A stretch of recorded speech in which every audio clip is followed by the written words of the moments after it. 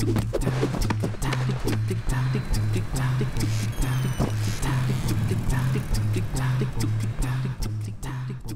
day, everyone. Thank you for joining us. This is the SolarWinds Thwack Camp Holiday Thwacktacular session titled Fill Up Your IT Toybox. My name is Leon Adato. I'm one of the SolarWinds head geeks, and with me is another head geek, Patrick Hubbard. Thanks, Leon. That really is quite a mouthful, isn't it? It is. Yeah. How are you doing today? I'm doing great. You know, it's really great having you with us and leading this presentation. I think many of you who were part of Thwack Camp last year really enjoyed Leon's presentation, talking about expanding and deploying SolarWinds Orion platform across the enterprise and really scaling it out. And, you know, in a way, it was kind of, Leon, I guess your resume. We loved you so much, we decided to make you part of the company. So thanks again for being on and becoming part of our team. Oh, it's my pleasure. It really is. It's it's fun to reminisce about that session, getting to meet everybody, and now just getting to work with everybody. Yeah, and of course, I think most of you guys know me. I'm a part of the furniture around here, I think, at this point. And, of course, I think you're all familiar with SolarWinds, or else you wouldn't be on the call. But just for those who might be new, I mean, the main thing at SolarWinds is we're providing really affordable and easy-to-use IT management solutions. And the main point is that you don't need consultants or C-level budget approval to use. So basically just a bunch of former IT network admins building products to make your day better and your weekend longer. Making the world better one monitor at a time. Exactly. That is absolutely true. So, Patrick, tee up for us. What are we going to be talking about here? Sure. I mean, you know, the thing here is, you know, we know anecdotally as administrators what we need, right? At a gut level, more than anyone else in our company, you know, we know whether we need to be prioritizing storage over networking or firewall investment or security, virtualization, whatever it is. And, you know, we're watching the help desk. We're getting feedback from execs. We know. And then we have to turn that into asks for management to get what we need. And the problem is that, you know, when you put together your investment ask, you have to convert it, you know, kind of into the lingua franca of the business people, and that's a bunch of numbers and spreadsheets. And it's not just dollars. We can roll up the cost. We can do POs all day long. We're really good at that. That's part of what we do, unfortunately, more than we'd like to, I think, in IT. But the problem for those guys is you have to correlate the spend that you're planning to actually expected performance improvement or better capacity or user experience, or they have to ask you 50 million questions.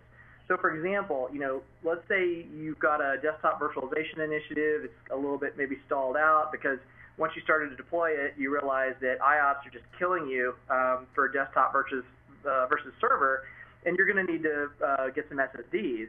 Well, it's really hard for a non IT admin person to really understand that nuance, and especially if you just ask you and they bought you the shiny new sand for your server project.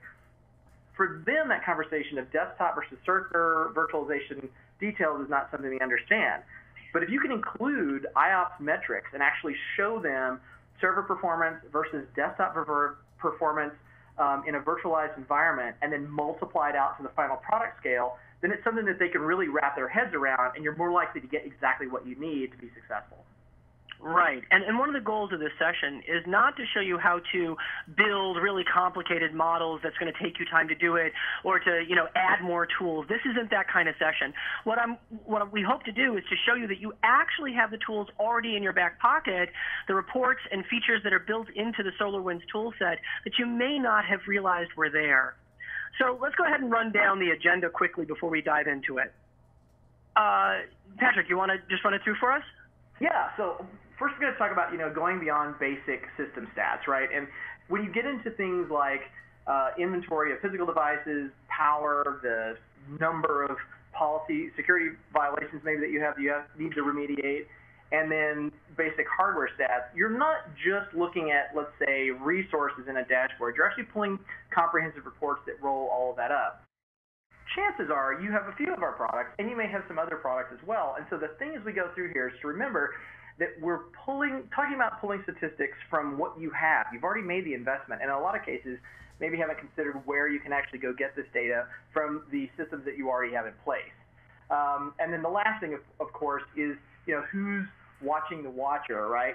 That you can actually monitor your investment in SolarWinds with SolarWinds itself, and the products will actually tell you how they're performing and give you some suggestions for how you can tune them better and maybe redistribute monitoring across different polars, for example, to get better effectiveness of the investments that you've already made. Exactly. So here's where we're going. Looking beyond system stats, we all know that SolarWinds can get you really good information on the CPU and give me the top 10 CPU for the last month or week or year, whatever. Same thing for RAM and disk, bandwidth utilization, all the hardware. We know it's there, but SolarWinds, getting it out of SolarWinds is trivial, and we put it right at your fingertips, or at least we put the tools to build them at your fingertips. So that's not what this is about. We're going to look at the stats that are built into other tools that don't get that attention I mentioned earlier, but they should. They really, really should. So the first thing I want to just mention, and I'm going to tell people up front, there's going to be some flipping around. I want to talk about what we're showing, and then I'm going to show you a couple of things. For the most part, we're using our online demo environment. That's oriondemo.solarwinds.com, so that you can go ahead and take a look at these same screens and see what kind of value they would get you. So first of all, let's talk about inventory. And the first inventory area I want to talk about is network inventory. Once again, very easy to get device types, iOS versions, things like that. But one of the screens that I want to highlight actually comes out of SAM, which is the warranty information. You can actually get the warranty data out of your environment and know where everything is going. You can tell these things have expired, these things are going to expire. It's very easy right at your fingertips. Just when you think about inventory, part of it is, how am I going to circulate that inventory? That's right there. Not only that, but there's also a report built in. You don't have to create it. You don't have to customize it. It's right there. Well, I was going to say, and the nice thing there is, remember that in the resource view that we were looking at before, it was giving us more of a short-term view. What has expired and maybe what's going to expire in the next month or two, right? But when you look at it from this report view, you can actually look a year out into the future. So when you're having a conversation planning for strategic investment, you can go in with a list of 10 or 100 or 1,000 different elements that are maybe going to roll out of warranty status, and actually be able to talk to your manager about the long-term investment over a year, not just kind of quarter to quarter or month to month traditional IT spend. So it's an opportunity to really show them that you're looking well ahead into the future in terms of what you're going to need to make sure that you can deliver services. Right, exactly. So you can get this stuff, and again, it's right at your fingertips.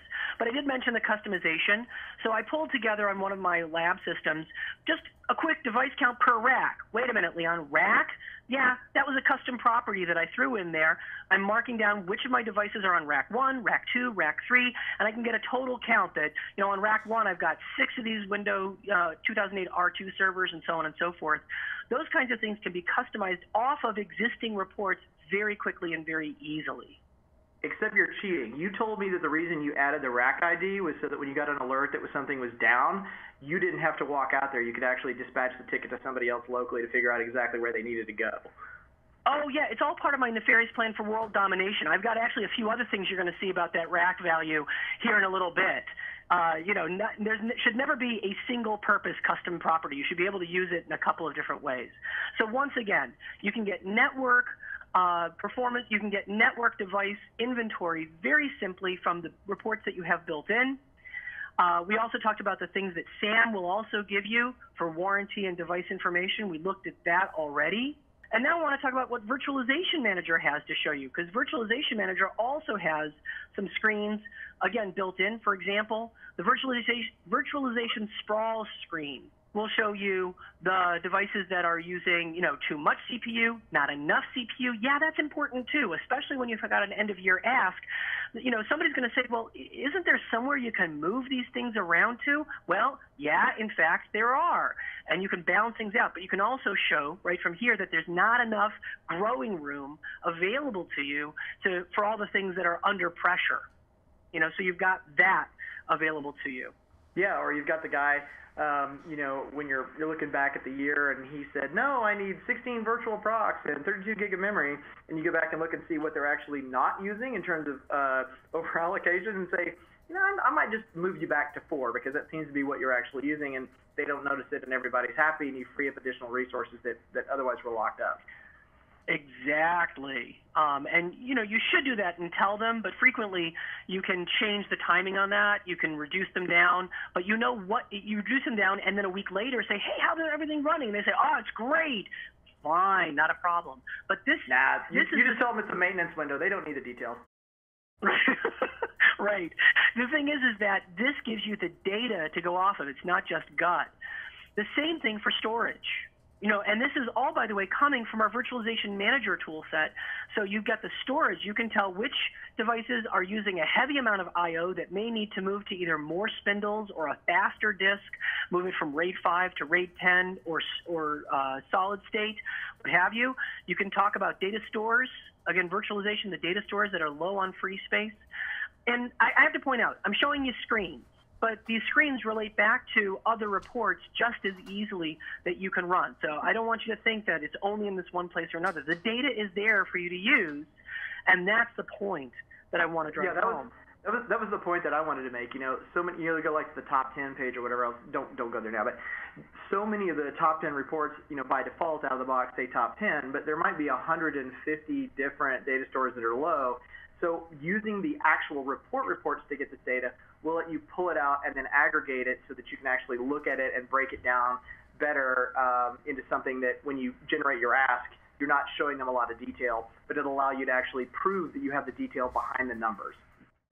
Yeah, that's a great point. And then the other thing to remember is screens that Leon showed just a second ago, that's showing the integration if you're using SAM with Virtualization Manager, where you see all of it in that one dashboard. But for those of you who maybe don't have Server and Application Monitor, maybe you have Network Performance Monitor and vMan, or just Virtualization Manager by itself, there are standalone dashboards for those products so that even if you're not using the integration module, you still have access to all of that data. Good point. There's a lot of overlap between the tools. Now, the next thing I want to take a look at in terms of inventory is a tool that gets a lot of love from a smaller segment of our SolarWinds population, and that's NCM, Network Configuration Manager. Now, a lot of people associate Network Configuration Manager with a tool that backs up the configs on my HP and Juniper and Cisco devices, and that's absolutely true. But what people overlook is the fact that once that configuration is backed up, reports and analysis can be done on that. This is coming from NCM. It is an end-of-life lookup, and this data has been vetted by our SolarWinds team, but it looks at each of the devices we have. It tells me a little bit more about it so I can find it and know which one it is, and it talks about the end of support, end of sales, what the replacement information is, the end of software maintenance. Once again, the whole point of the session is to talk about how you can justify your asks. Well, you can use this report to say these things are about to fall off the list, whether the list is maintenance, which means that your repair costs are going to go up, or just end of life. Gosh, this thing is, 5 years, 6 years old. It's tired. It's time to move it along. So that's one screen. And then the other thing that you can get from inventory is just plain card data. Now, I know that Patrick has mentioned this one in the past, that, which card is which and where did it come from and what does it do and which box is it in right now, because sometimes you've pulled a card out of, router A and thrown it into router B. Well, this gives you the current inventory of where a card is, what firmware it's running on, and so on and so forth, so that, first of all, you can find it. Second of all, you can know what you have there, going on. So another really useful report that comes straight out of NCM.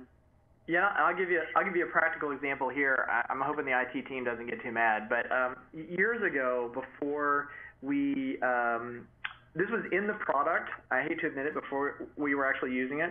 We had customers who were using it, but we used to have, I saw this huge bucket one time of cards down in IT, and I asked what it was for, and they said, that's our not being used card bucket. And I said, well, it seems like an awful lot of cards that are in there. And they said, well, we got to make sure we have spares, and we don't always know how big an image is going to be, and then we go looking, and is the capacity enough for the image we're going to put on it? And this just gives us, plenty of extra cards so we don't have to worry about it. Well, after they started actually doing regular card inventory, I was down there a couple of years after, and I was just sort of joking around about, hey, do you still have the big card box under your desk? And the admin actually opened his desk, and he showed me like a handful of cards. He said, there it is right there. And I said, well, what happened to all the cards? And they said, well, we knew what was on what card and the card name and the images, and so now we just don't need as many cards. Well, if you're, first of all, as the admin, it's easier because you're not dealing with the cards. But the great thing there is your budget manager, those cards are not inexpensive. And so it's a great example of how you can go and say, hey, listen, we were able to reduce our card inventory and new card purchases by, N% year over year. They love that. So if you go to them at the same time that you're asking for new hardware, new software, new whatever, new spend, and you can also include in there a couple of bullets about how you've actually been able to save, they're even more likely to listen to you when you talk about future investment. Right, and that's what we're talking about is really, making things easier for you just by putting the information at your fingertips. Now, one area, moving on from inventory, one area that, again, you don't normally think about using your monitoring tool to help you make decisions about is power. So the actual electricity cost, because, maybe you've got cheaper power in one place or another, whatever, but how are you going to know that? Well, again, some reports are already built in. For example, out of SAM, you've got the hardware information. Here we've got the historical power consumption for the last 7 days, but they also have for a month and a year and things like that. You can tell what each power supply or component off of each box, the amount of actual power in kilowatts and dollars, how much that is. So that's available to you. But there's another thing. What if you could monitor your actual PDU? So we did that. And what I did, remember I talked about that rack? So I have that rack variable in here for a reason, which is in rack 1, I've got, APC A10, and that happens to be an APC box. It's a master switch RPDU2, and the average power consumption per hour is 39 cents. Okay, now that's what's being pulled off of our lab devices, so certainly you're not going to see a correlation, but my point is that you can monitor your APC and pull the power utilization statistics right off of your PDU. And from there, you can correlate it back to, this report and say, wow, I got a lot of stuff that's pulling a lot of expensive power off of rack 1, but I don't have anything that's pulling off of rack 2 or rack 3. And so I can connect those two dots and say, wow, I'm better off taking this nice big box and moving it to rack 3 or rack 4 or what have you. Again, all coming off of the SolarWinds information that you already have. Right, or even better, one of the things that you're doing as a part of your regular hardware refresh cycle is you've got gear of various vintages rack to rack, right? So if you can actually show management the comparative performance in terms of power, and you can take it all the way down to use density, the number of racks in order to deliver a certain set of capacity, you can then correlate power to clients served to transactions processed, and actually say, yeah, we were thinking about, replacing this gear in a year and a half. It's getting toward the end of its life. But really, if you look at the efficiency that we're getting with hardware X or vendor Y, we could actually potentially see 3 times the service delivery with upgrading now and actually move a project along. So, or decide, we're just going to extend the maintenance that we already have on some gear because it's actually performing better than we thought that it would at this point. So being able to actually compare things like actual power use, actual amount of rack space used from your system, from different types of gear, different vendors, different areas in the business, those are the kind of numbers that management really loves to see when you're talking about investment. Right, and talk about management and their interest in investment. A lot of times what you hear is a push to, well, let's put it to the cloud. Let's move it to the cloud. Now, ignoring the security aspect of that for just a moment, there's a question here or an assumption that gets made that I don't think is necessarily always a true one, which is cloud actually cheaper? Now, how can your monitoring tool help you to make that decision? Well, once again, we have a screen. It comes out of the Virtualization Manager. This is out of the full vMan product. It's a dashboard called the Cloud Cost. And you can see what it's telling you is that, for example, my Windows guest machines are using up this much, dollars worth of cost in terms of consumables. Or down here, you've got the actual, breakdown of electricity, the monthly network cost or the electricity cost or what have you, broken down for you so that you can figure out whether you're making a cost-effective decision. Now, you combine this information, this cloud cost estimator along with those other reports telling you the actual draw of power and the PDU distribution. And now when somebody comes at you and says, oh, this would be so much cheaper in the cloud, you can say, no, not really. We're doing a better job than they are. Or you can say, yeah, this one's ripe. It's perfect for that. So we also have the ability to pull that. And it's funny because you can't blame them, because a lot of managers, especially maybe, guys who were admins 5-10 years ago and they've just been out of the game for a while, are hearing how much less expensive cloud is. But the reality is cloud-based pricing is based on how much would it cost you to build a data center, how much would it cost to put infrastructure in that data center, how much does it cost to host applications, and then take a slight discount off of that at scale versus what it would cost you to do it internally. But if you already have a data center and you already have your infrastructure built out, then that cost may not necessarily be that much lower as opposed to going more dense or adding additional racks or having, supporting those same services inside your environment. So again, it's a great way to talk to someone, have a numbers-based conversation with someone who might be not as informed about all of the variables of final actual operations costs without making it, but you just don't know what you're talking about. Yeah, there's a lot of hype around cloud. You can actually have that as a reasoned conversation. So security. Again, what can your monitoring tool do to help you with security? So Patrick, run this down for us a little bit. Okay, so we've all heard a lot about Backoff and BlackFoss, and for those of you who know, those kind of code words for Target and Home Depot. The cost of doing nothing is different now. There was a time that you would lose data, you might make customers upset, and perhaps actual do bottom line damage to your business operations. But now the attacks are fewer, but so much more specific. They're much more targeted and they're much more effective.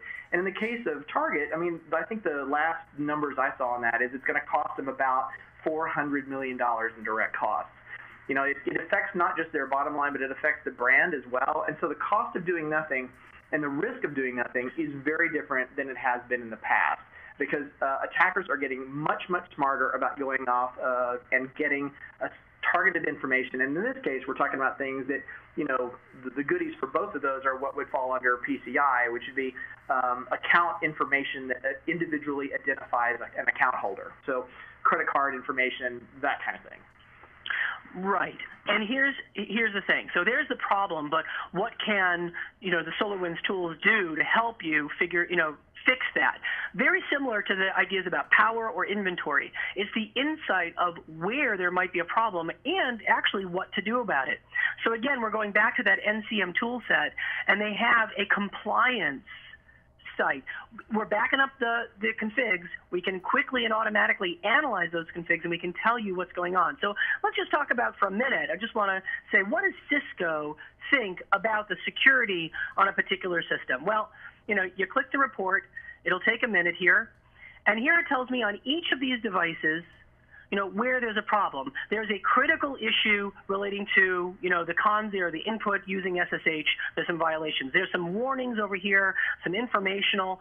And in fact, if you click these, it will tell you more about what the problem is and even how to resolve it. There's a button, and I'm not going to click it now, but this button will actually run a script against that box to repair it. Now, the reason why I'm not showing is I don't want people to go hog wild, just click, click, click, click, click, because this is one of those times when you really want to consult your local network engineer before you start clicking willy-nilly about things. But here's a report that shows you that, these devices have these problems going on in them.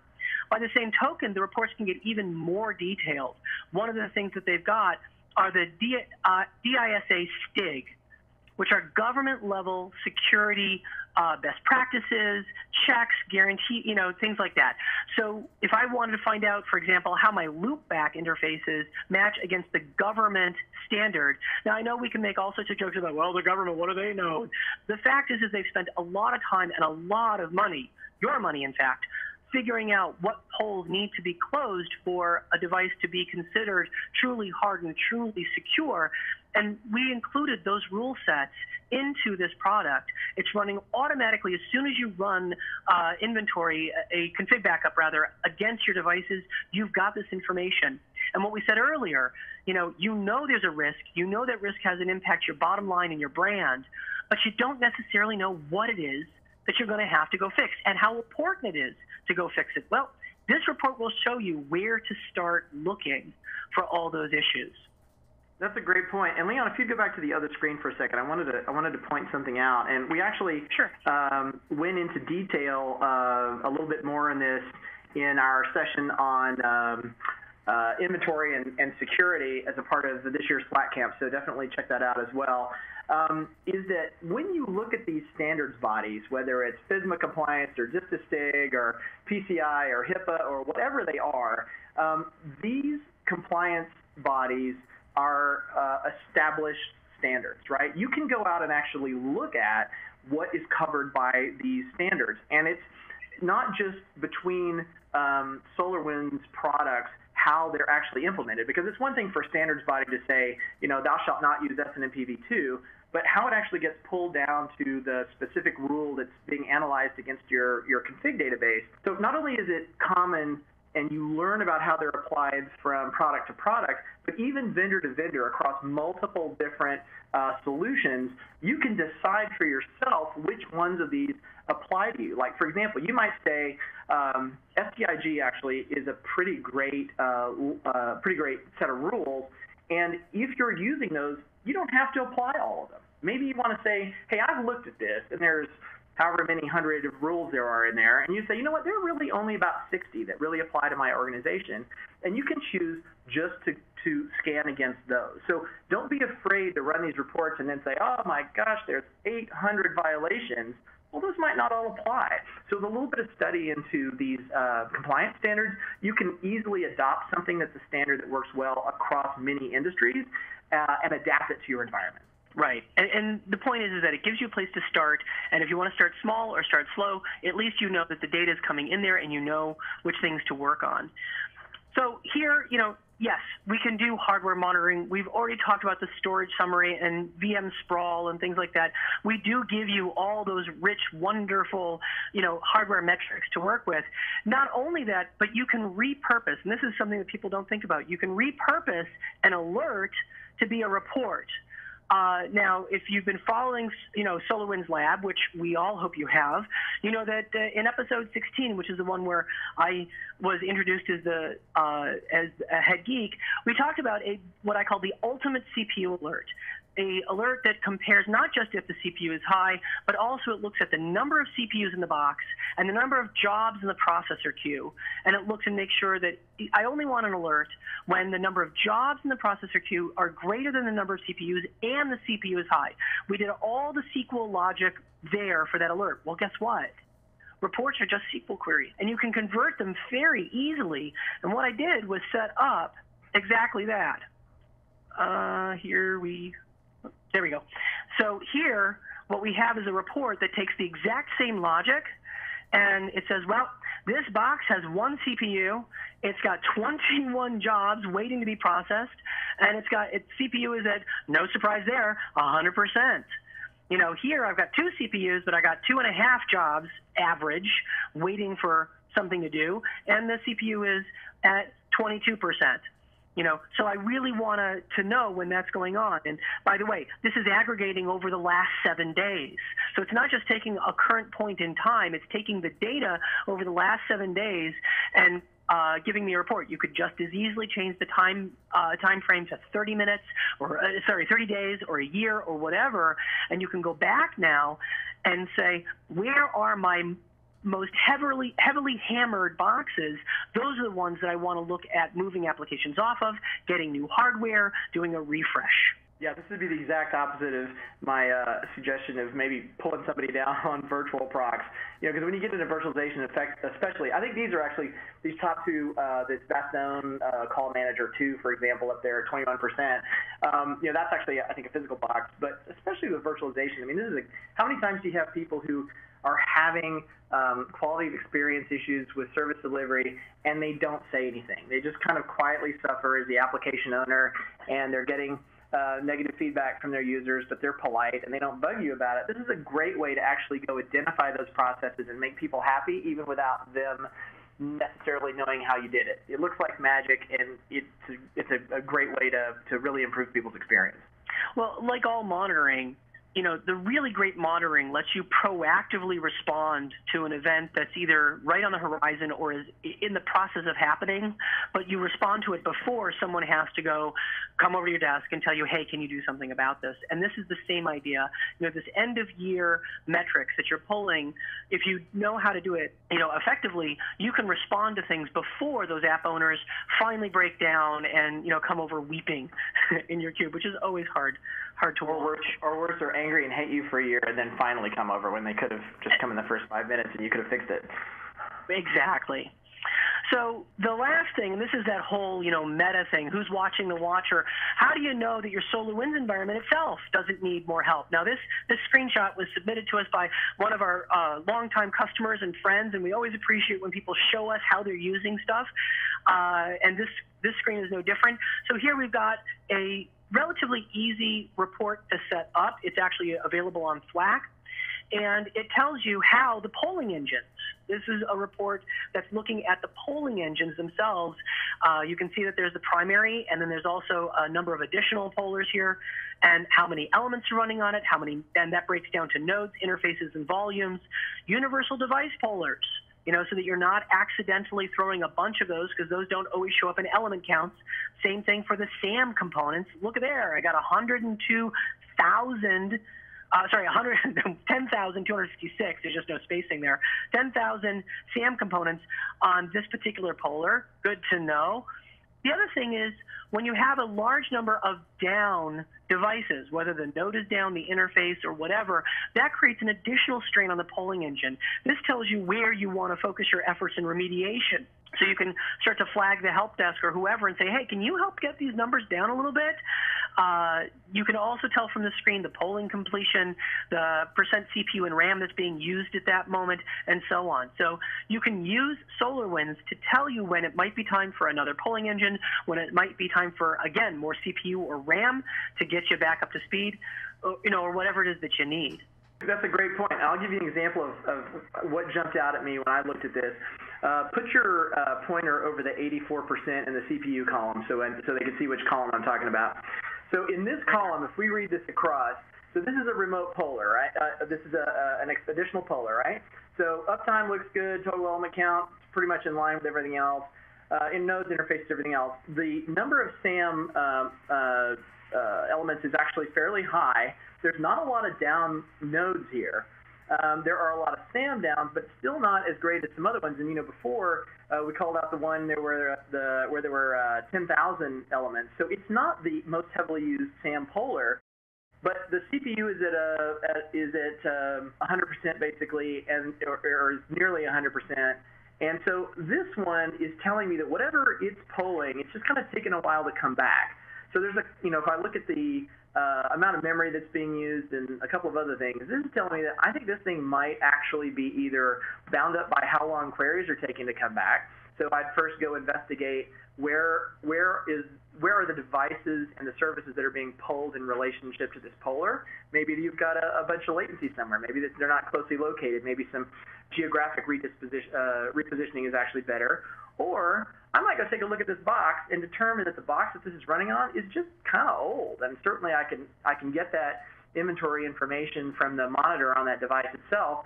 So maybe I don't need an additional poller. Maybe I'm plenty pollered up here, but this one particular poller is just sitting on a really old piece of hardware. So just looking at these numbers, I have got right now two areas that I can go off, two hypotheses that I can go test in my troubleshooting to figure out how to get that number down. The other thing, and just one more that comes to mind for me, is what kind of components are those? Because one of the questions that Patrick and I get asked a lot is, well, how big a server do I need for 5,000 SAM components? Well, the sad answer, the hard answer is it depends. Are we talking about perfmon counters, processor, or service counters? Are we talking about scripts that are running bash out to a box that's 10 years old? It's going to depend on what kind of component. And if these components are either very complicated, scripted SAM components, or they're running against boxes which are older and, as Patrick mentioned, taking a long time to come back with their data. That all could contribute to that thing. But the point is, again, to restate Patrick's point, you know where to go look, and you know where to go investigate. And in a different screenshot, you would say, wow, everything is overloaded. It's time for more. That's right. And the other point here is that it's already built into the product. And so, and regardless of what product you're using, you may be using something else for virtualization management. There are resources from those products as well. Go look for them. They're built in, and they will give you those kind of performance metrics about the platform that you already have in place. That report, as I mentioned, is downloadable from where? From thwack.com. It's 150,000 members that we've got, all contributing their ideas and questions, which get you thinking, which sometimes help you discover something, and, improvement requests and all of that. So I urge everyone to join. You can also find Patrick and I on there. My Thwack ID is .ole. Patrick's is very difficult to remember, patrick.hubbard. And on there, you'll find forums for NPM and SAM and all the rest of our tool sets. Yeah, that's absolutely right. So definitely go check those out. The other thing is, if you are not following the SolarWinds What Are We Working On section of Thwack, the easiest way to find it, it's a thread, it's actually just Google SolarWinds What Are We Working On. You will actually see details from release to release every time we're in the process of beta or we've got upcoming new features. It's a great way of staying up on top of new reporting options that are built in and added with each release. So definitely follow those and check those out. And then, of course, definitely you should be on the customer portal on a regular basis. Maybe you're really awesome and you upgrade within a couple of weeks every time a new product comes out, or maybe when a new product version comes out, you wait a little while and you bundle them all up. Well, the portal is definitely a great way to notice updates that otherwise might have slipped through on the email, so definitely check that out. And then, of course, some of the topics we've talked about here, Leon referenced it before, and we like to say lab.solarwinds.com, that's lab.solarwinds.com. Ton of shows out there that dive into a lot of these details. And the main thing is that's a great way for you to provide additional feedback and talk about areas that you'd like us to cover in more depth, and then we'll actually cover it out there usually pretty quickly on SolarWinds Lab. Well, Patrick, I want to thank you for coming out today and helping me out with this. Hopefully everyone who's watching this has, gotten a better insight on some of the secret goodies that are hiding inside of the tools that you already own. We'd love to hear more from you, so find us on Slack or find us, or however you want to find us, and we look forward to hearing from you in the future.